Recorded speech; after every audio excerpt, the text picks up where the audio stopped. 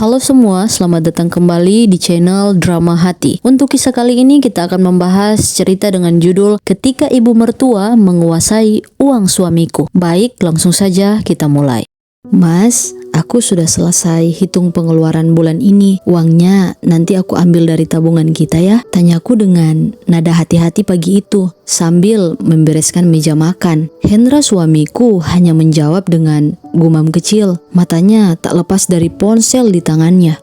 Aku mendesah dan mengulangi. Mas, dengar gak sih? Nada suaraku sedikit naik, tapi aku masih berusaha tenang. Dia menengok sejenak, menatapku dengan wajah sedikit terganggu. Iya, tapi nanti tanya ibu dulu ya. Semua pengeluaran kita kan harus ibu yang tahu.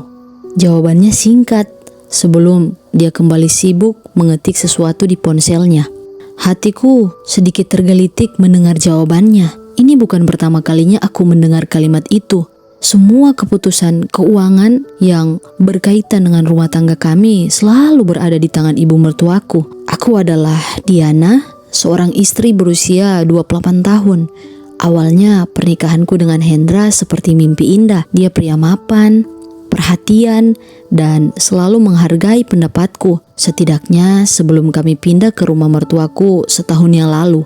Aku masih ingat malam pertama kami di sini. Ibu mertua duduk di sofa besar ruang tamu kami. Dia memandangku sambil menunjukkan senyum tipis. Dina, mulai sekarang kalau ada kebutuhan bilang saja ke ibu ya.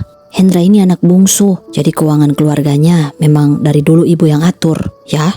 Katanya dengan nada tegas namun lembut. Seolah perintah itu adalah sesuatu yang wajar. Aku tersenyum kecil meski hatiku sedikit gusar.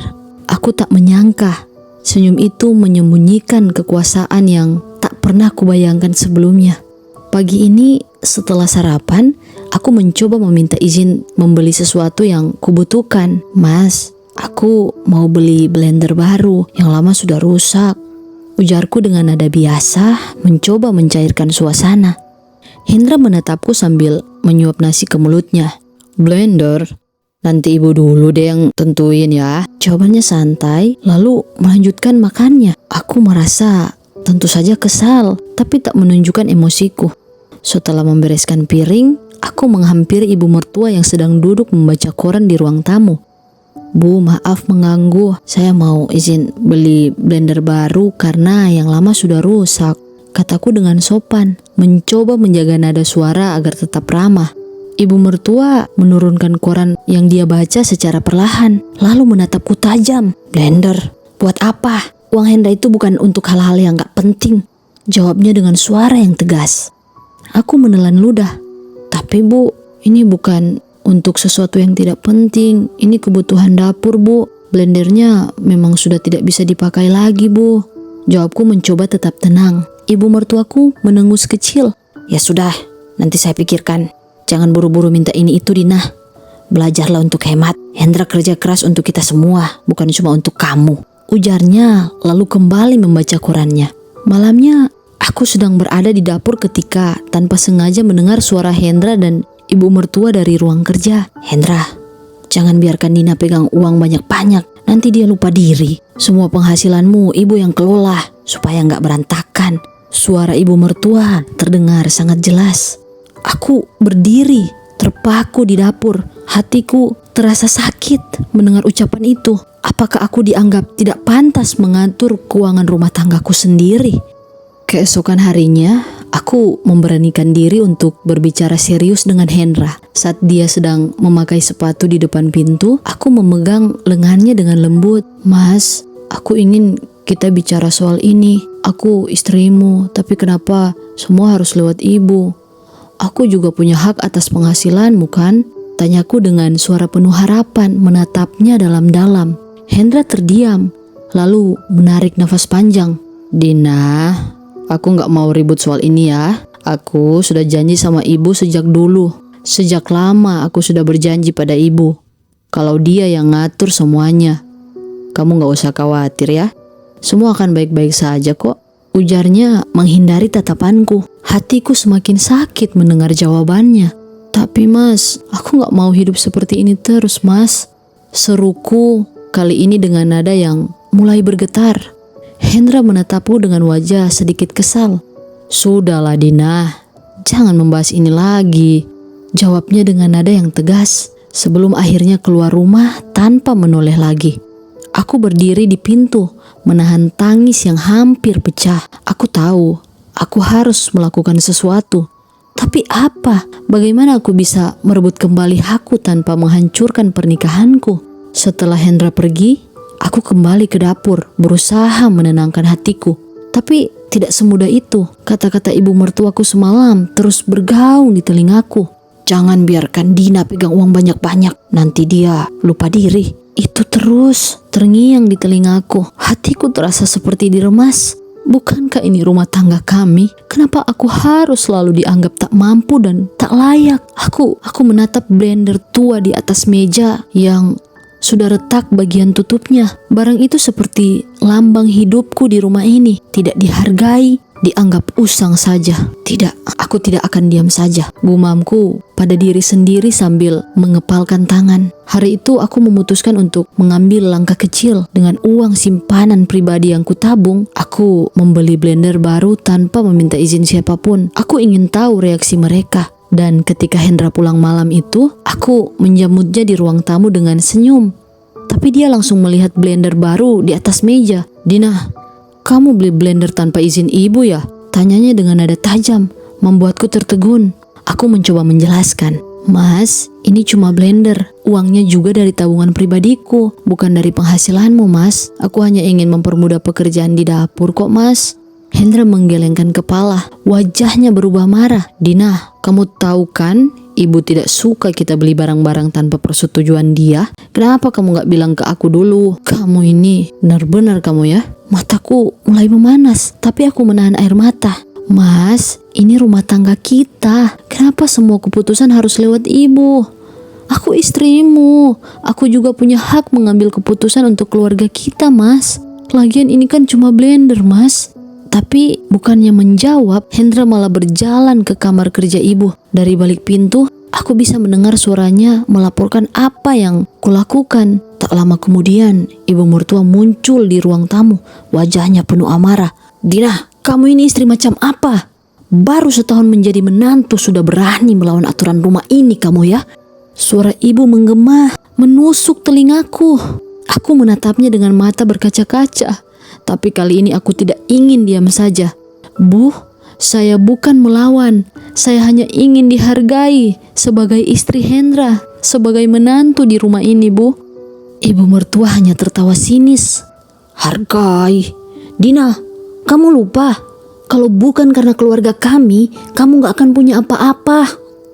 Kamu itu cuma perempuan desa yang dibawa masuk ke rumah ini karena kebaikan hati keluarga kami. Ingat itu? Gak tahu malu kamu ya." Kalimat itu seperti tamparan keras di wajahku. Air mataku mulai mengalir tanpa bisa kubendung. Hendra yang berdiri di samping ibu hanya diam. Dia tidak membelaku sedikit pun. Hatiku hancur melihat suamiku sendiri lebih memilih diam daripada melindungiku. "Baik, Bu," jawabku akhirnya. Suaraku bergetar. "Kalau itu yang ibu pikirkan, saya akan tunjukkan bahwa saya bukan perempuan desa yang bisa ibu rendahkan begitu saja, Bu." Aku berbalik menuju kamar, meninggalkan mereka. Di dalam kamar aku duduk di sudut ruangan, memeluk lututku. Aku merenung, tapi di antara rasa sakit dan tangis ini, aku menyusun rencana. Aku tidak akan terus-menerus diinjak-injak seperti ini. Aku punya harga diri. Aku mulai menyimpan bukti pengelolaan uang yang dikelola oleh ibu mertuaku. Selama ini dia menguasai keuangan. Struk belanja mewah kutemukan. Bahkan ada pembelian barang-barang yang tak pernah dia ceritakan pada Hendra. Hingga transaksi besar yang seharusnya bukan untuk keperluan rumah tangga. Perlahan, aku tahu ada sesuatu yang besar yang disembunyikan ibu mertuaku. Dan saat waktunya tiba, aku akan mengungkap semuanya. Tapi sebelum itu, aku harus memastikan sesuatu. Apakah Hendra benar-benar tidak tahu atau ikut bersekongkol dengan ibunya? Hari itu, aku duduk sendirian di ruang tamu, menatap keluar jendela. Sinar matahari di pagi itu menembus tirai tipis, tapi hatiku tetap terasa gelap. Setelah semalam menangis sendirian, Di kamar aku sadar ini saatnya aku bertindak. Aku tidak bisa terus hidup seperti ini, dihancurkan oleh orang yang seharusnya menjadi keluargaku, menjadi sandaranku. Setelah makan malam yang kembali dipenuhi dengan keheningan dan ketegangan, aku masuk ke kamar. Tapi kali ini aku tidak sendiri. Di tanganku ada amplop besar yang berisi bukti-bukti pengelolaan keuangan rumah tangga yang sudah kukumpulkan. Hendra masuk ke kamar. Tak lama kemudian setelah itu, aku duduk di tepi ranjang, menatapnya dengan mata yang penuh luka. "Mas, aku ingin kita bicara," ucapku dengan suara yang nyaris berbisik, mencoba menahan tangis. Hendra mendesah seolah sudah tahu kemana arah pembicaraan ini. "Kalau soal ibu, aku sudah bilang kan, ini demi kebaikan kita bersama." Aku menyerahkan amplop itu ke tangannya. Hendra memandangku ragu sebelum akhirnya membukanya. Di dalamnya ada laporan keuangan, struk belanja, dan bukti transfer besar-besaran ke rekening atas nama ibu mertua. "Mas, ini bukan tentang kebaikan kita. Ini tentang bagaimana uang hasil kerja kerasmu dipakai untuk sesuatu yang bahkan tidak kita perlukan. Apa ini yang kamu sebut kebaikan?" Hendra membolak-balikan dokumen itu. Wajahnya mulai tegang. Tapi aku belum selesai. "Mas tahu nggak, aku ini istrimu. Tapi setiap keputusan di rumah ini, aku nggak pernah dilibatkan. Semua ditentukan oleh ibumu. Apa aku ini cuma pelengkap di hidup kamu?" Hendra terdiam, tapi aku bisa melihat keraguan di matanya. "Mas, aku gak butuh uangmu. Aku cuma butuh dihargai. Aku ingin kita hidup sebagai suami istri, bukan sebagai boneka yang dikendalikan oleh orang lain." Keesokan harinya, aku memutuskan untuk pergi ke rumah sahabatku Laras. Aku butuh waktu untuk menjernihkan pikiranku. Tapi sebelum aku pergi, aku meninggalkan surat untuk Hendra. "Mas, aku pergi bukan karena aku ingin meninggalkanmu, tapi aku ingin kamu berpikir, apakah kita benar-benar punya masa depan bersama? Kalau aku masih ada di hatimu, temui aku di tempat yang kamu tahu. Tapi kalau tidak, aku akan tahu, aku memang tidak akan pernah menjadi prioritasmu, Mas." Aku menunggu di kafe kecil yang dulu sering kami kunjungi sebelum menikah. Setiap menit terasa seperti berjam-jam. Hatiku dipenuhi rasa takut dan harapan. Hingga akhirnya aku melihat sosok Hendra masuk ke kafe. Dia membawa sesuatu di tangannya, sebuah tas kecil. Dia duduk di depanku, menatapku dengan mata yang penuh penyesalan. "Dina, aku salah. Aku salah karena membiarkan ibu terlalu jauh mengatur hidup kita. Dan aku tahu aku salah karena tidak pernah mendengarkanmu sebagai istriku. Aku janji mulai sekarang semuanya akan berubah ya. Kamu masih percaya kan sama aku?" Lalu dia membuka tas kecil itu. Isinya adalah dokumen rekening bersama yang baru saja dia buat. "Ini untuk kita.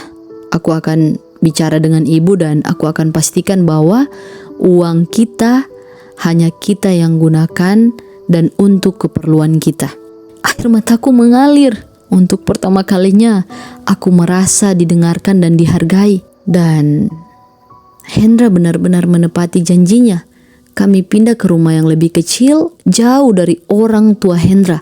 Awalnya ibu mertua marah-marah. Dia marah besar, tapi Hendra tetap teguh pada keputusannya. Aku mulai merasa hidupku kembali. Tidak ada lagi tekanan, tidak ada lagi rasa tidak dihargai. Aku tahu perjalanan ini belum berakhir, tapi setidaknya untuk pertama kalinya aku merasa bahwa aku dan Hendra adalah satu tim, melangkah bersama sebagai suami istri yang sebenarnya.